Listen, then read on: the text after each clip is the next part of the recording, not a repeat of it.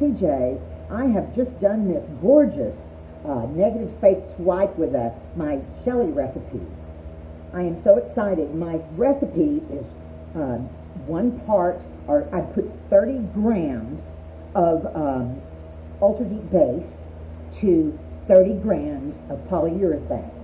And I mixed it together, and then I added a little teaspoon, like a quarter teaspoon or less of the pigment.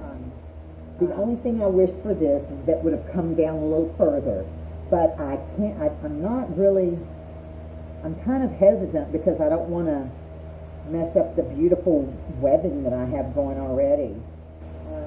Thank you so much for watching. I'm really happy with this piece.